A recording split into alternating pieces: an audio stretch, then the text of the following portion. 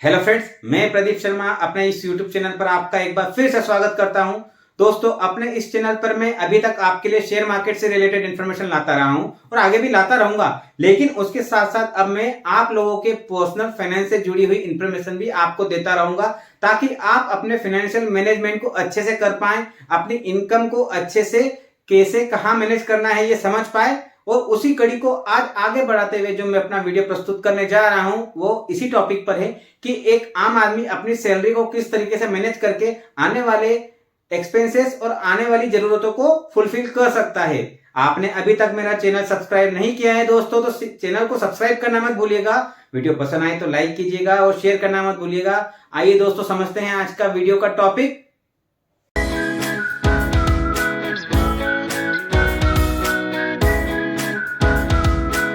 दोस्तों, आज की भागम भाग भरी जिंदगी में एक आम आदमी बहुत परेशान है। क्यों? क्योंकि हर दिन नए खर्चे निकल करके आते हैं और हर दिन उसे कुछ नया सोचना पड़ता है कि उन खर्चों को कैसे मैनेज करें, और वो बिल्कुल परेशान रहता है। और अपना जो आज का जीवन हो गया है, अच्छी लाइफ स्टाइल, अच्छे मेडिकल की वजह से आपकी लाइफ एक्सपेक्टेंसी भी बढ़ गई है। मतलब पहले एक व्यक्ति जो 60-65 साल जीता था, अब 80-80 साल जीता है। लेकिन क्या हो गया है, पहले रिटायरमेंट 60 साल में होता था, अब 50 साल 55 साल में व्यक्ति रिटायर होने लगा है, क्योंकि जॉब है नहीं मार्केट में। तो जो प्राइवेट कंपनियां हैं अपने पुराने एम्प्लॉयज को फटाफट रिटायर करके नया बंदा रखती है, ताकि काम में स्पीड आए और अच्छे से काम मैनेज हो पाए। तो आपकी लाइफ की जो टाइम पीरियड है वो तो बढ़ गई है, लेकिन आपकी जो वर्किंग लाइफ है वो घट गई है। तो उसकी वजह से भी एक आम आदमी बहुत परेशान हो गया है कि भैया आगे का जो पोस्ट रिटायरमेंट वाला सिनारियो हो वो कैसे मैनेजमेंट होगा, वहां कैसे खर्चे चलेंगे और वो किस तरीके से ये चीजें कर पाएगा। तो दोस्तों, एक बंदा जब 25 से 30 साल की उम्र में होता है, इनकम अर्निंग स्टार्ट होती है, इनकम ग्रो करना चालू करता है, तभी से उसको अपना फाइनेंशियल मैनेजमेंट स्ट्रॉन्ग कर लेना चाहिए, ताकि आने वाले भविष्य में उसके सामने समस्याएं पैदा ना हो। क्योंकि आज के आधुनिक जीवन में नए नए लग्जरी आइटम भी आ गए हैं, वो भी खरीदना है, मोबाइल खरीदना है, घर खरीदना है, गाड़ी खरीदना है। सारे सपने एक युवा के होते हैं, वो युवा देखता है और सबका हक होता है कि सपने देखे और सपनों को पूरा भी करे। लेकिन होता क्या है कि सपनों को पूरा करने की दौड़ में भागते भागते इंसान थक जाता है और एक समय हताश होकर, निराश होकर वो उल्टे सीधे कदम उठाता है, कहीं गलत संगत में पड़ जाता है, कहीं गलत में पड़ जाता है। कभी कभी लोग, आजकल आप पेपर में पढ़ी होंगे कि कर्जा होने की वजह से सुसाइड भी करने लगे हैं। तो दोस्तों, ये सारी चीजें से करने से हमें बचना है, हमको डिमोटिवेट नहीं होना है, हमको मोटिवेशन के साथ आगे चलना है और अच्छे से हमारे बिजनेस, वर्क, जॉब को करना है और अपने लाइफ को अच्छे से मैनेजमेंट करना है, ताकि आने वाले हम समय को अच्छे से एंजॉय कर सकें, हमारे सारे एक्सपेंसेस को मेंटेन कर सके और हमारी एक जो लाइफ स्टाइल होनी चाहिए उसको हम रख सके। तो ये कैसे कर सकते हैं? तो दोस्तों, आइए उसका फंडा समझते हैं। दोस्तों, एक आम आदमी जब भी एक सैलरी अर्न करता है, चाहे वो 10,000 हो या 1,00,000, तो उसका लाइफ स्टाइल भी वैसा होता है। एक बंदा अगर 10,000 कमा रहा है तो 10,000 का लाइफ स्टाइल मेंटेन करेगा। एक बंदा 1,00,000 रुपए पर मंथ कमा रहा है तो 1,00,000 का वो लाइफ स्टाइल मेंटेन करेगा। जैसे कि अगर एक बंदा 10,000 कमा रहा है तो वो मोबाइल भी 8-10 हजार रुपए का यूज करता है, लेकिन 1,00,000 कमाने वाला बंदा हो सकता है आईफोन यूज कर रहा हो। तो हर बंदे की लाइफ स्टाइल अलग अलग होती है। तो मैं आपको जो रूल बताने जा रहा हूं वो उसी के अकॉर्डिंग चलेगा। अगर बंदा 10,000 कमा रहा है तो वो उस पे उस तरीके से एप्लीकेबल होगा, एक बंदा 1,00,000 कमा रहा है तो उस पे एप्लीकेबल होगा। तो दोस्तों, आज का जो रूल है मैं आपको बताने जा रहा हूं, उसको बिल्कुल आप नोट कर लीजिएगा, लिख लीजिएगा। अगर वो आप फॉलो करते हैं तो हो सकता है कि आपको जीवन में समस्याओं का सामना ना करने पड़े, खासकर फाइनेंशियल मैनेजमेंट से रिलेटेड समस्याएं।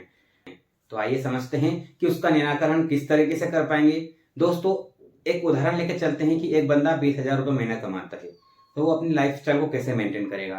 तो दोस्तों, उसके लिए उसको एक रूल फॉलो करना होगा। उस रूल का नाम मैंने दिया है 60-20-20, मतलब 60-20-20। तो एक बंदा अगर 20,000 रुपये महीना कमा रहा है तो उसकी जो टोटल सैलरी 20,000 है, उसका 60% जो है वो उसके रेगुलर एक्सपेंसेस जो होते हैं, जैसे खाना पीना, घर का उसने लोन लिया है तो लोन चुकाना, बच्चों की एजुकेशन, मतलब जो भी जरूरत की चीजें हैं उस पे वो खर्च करे। कितना? 60%। आपकी सैलरी कितनी है? 20,000, 60% हो गया 12,000। तो 12,000 रुपए में आपको आपका हाउसिंग लोन भी चुकाना है, या रेंट पे रहते तो रेंट भी चुकाना है, आपको अपने घर के एक्सपेंस भी देखने हैं, आपको अपने बच्चे की एजुकेशन भी देखनी है।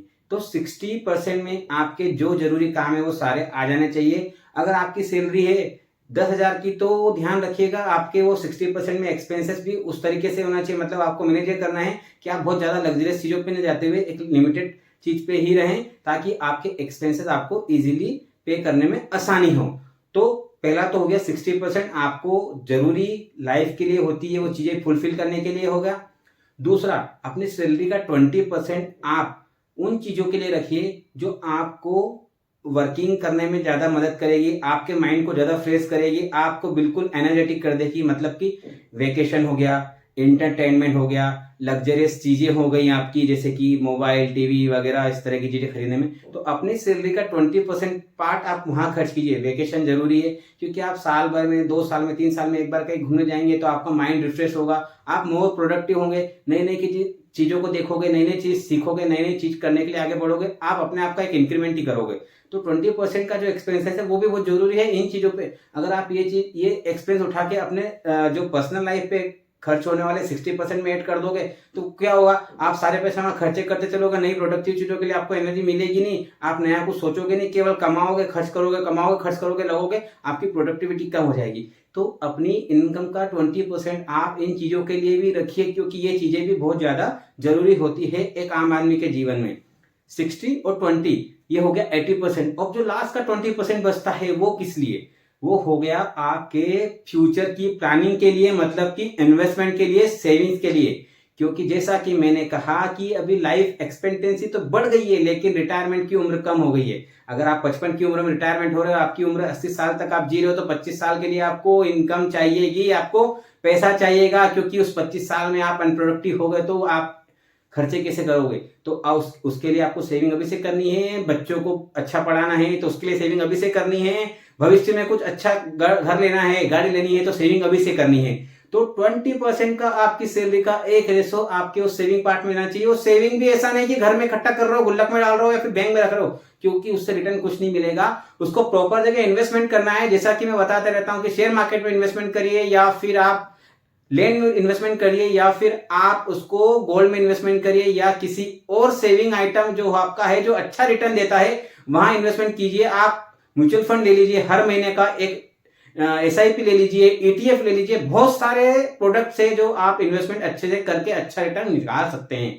तो ये रूल हो गया 60-20-20 का, ये आपको फॉलो करना है। अगर आप इसको फॉलो करोगे, इसके अकॉर्डिंग चलोगे, तो आप पे ना ज्यादा बर्डन आएगा, ना आप पे कर्ज होगा, ना आप पे कोई एक्स्ट्रा बोझ पड़ेगा। अब ये आपको अपनी सैलरी के रेशो पे ही करना है। अगर आपकी सैलरी कम है तो आप उसको उस तरीके से फिट कीजिए। आपकी सैलरी ज्यादा है तो बहुत अच्छी बात है, आप इजीली फिट कर पाएंगे। लेकिन ज्यादा है तो इसका मतलब आप ओवर एक्सपेंसेस ना सोचें कि अगर आपकी सैलरी अभी 50,000 है तो आप सोचें कि मैं बहुत अच्छा कर सकता हूं, बहुत बड़ा घर ले सकता हूं। नहीं, आप इसी रेशो के हिसाब से ही आपका मैनेजमेंट जमाइएगा। आपको भविष्य में कोई दिक्कत नहीं होने वाली है, आपकी लाइफ इजी से निकल जाएगी। ये आज का रूल आप नोट कर लीजिए। आने वाले वीडियोस में आपको और भी अच्छी अच्छी चीजें मैं बताता रहूंगा, मोटिवेट करता रहूंगा, आपको हताश होने का एक मौका नहीं दूंगा, और आपको जिंदगी में नई चीजों के लिए हमेशा तैयार होने के लिए और तैयार करता रहूंगा। आपको वीडियो पसंद आया है तो लाइक करना मत भूलिएगा। चैनल सब्सक्राइब नहीं किया है तो चैनल को दोस्तों सब्सक्राइब कर लीजिए। सब्सक्राइबर आपको बढ़ाने हैं ताकि मुझे भी मोटिवेशन मिलता रहे आपके सामने नए नए वीडियो बनाकर लाकर देने के लिए। इसी के साथ आप मुझको आज्ञा दीजिए। आप सभी का धन्यवाद। जय हिंद।